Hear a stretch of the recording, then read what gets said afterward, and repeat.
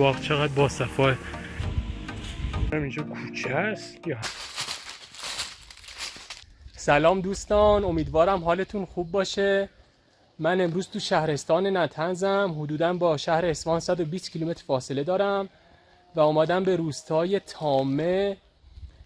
الان تو فصل پاییزیم و طبیعت اینجا واقعا دیدنیه. بریم اینجا و محیط روستا و دور و اطراف رو با هم ببینیم. تا انتهای ویدیو با من همراه باشید.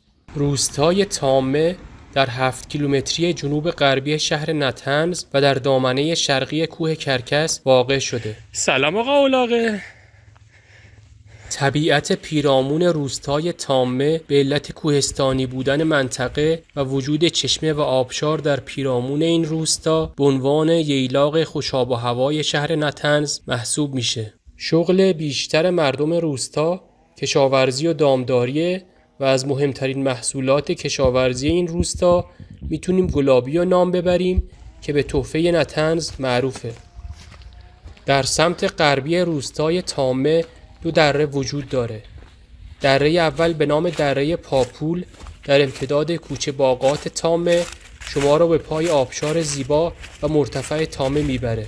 دره دوم به نام دره پاکدار مسیر صعود به قله کرکس از جبهه شرقی این کوه. این مسیر نسبتاً طولانی و نفسگیره ولی مسیر زیباییه و در بیشتر مسیر از کنار آب و آبشار میگذره. سوغات روستای تامه میوه گلابی هست.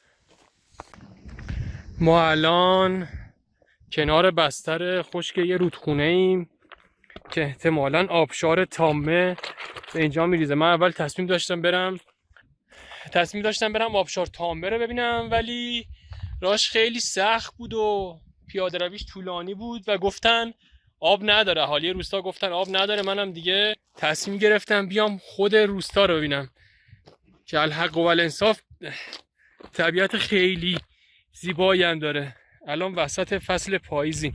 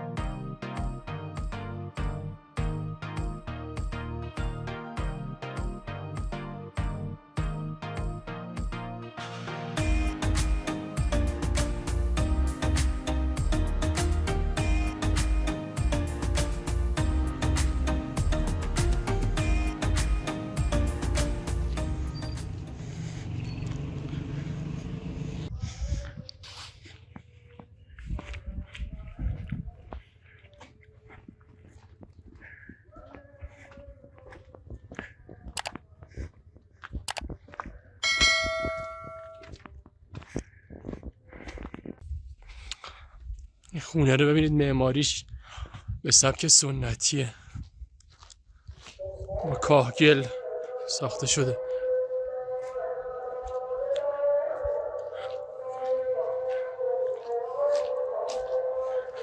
این مسجد روستاه. این خونه ها دیگه قدیمی ها دیگه خراب میکنن، خونه های جدید به سبک شهری ها میسازن. ایوونه و خونه رو ببین رو باغ چقدر باصفاه.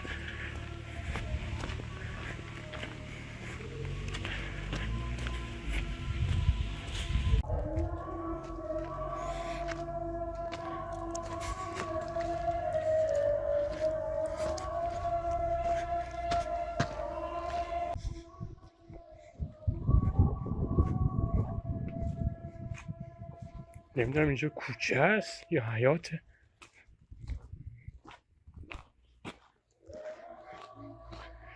ببین این چه خونه ای دارن تو روستای تامه میسازن. تو شهر هم این خونه رو شما نمیتونید پیدا کنید. نگاه کنید چه عمارتیه. مبارک صاحبش باشه.